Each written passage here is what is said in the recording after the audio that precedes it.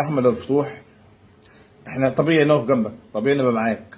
بس احنا حذرناك كتير، وانا شخصيا يعني كلمتك وكلمت زيزو، قلت له زيزو خده معاك في الطريق اللي انت ماشي فيه، وخدك فعلا فتره وانت بعدت، وقلت لك ابعد عن صبحي، هو انا بقول بالاسامي، وقلت لك ابعد عن الزناد بالاسامي، وتروحش معاهم الشيراتون هناك، قلت لك بالاسامي، لانك انت لعيب دولي ولعيب كبير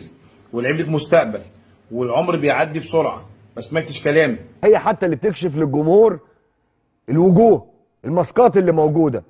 هي دي اللي بتكشف لك.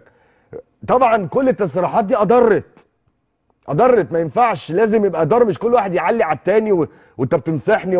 ولا انت مالك، انت مالك بيا، انت مالك، انا في موقف صعب. انت كمان بتقلب الرأي العام وبتقلب الجمهور، حتى جمهور نادي الزمالك لو بيحب، ولا في بعض الناس اللي بتحب فتوح عشان خاطر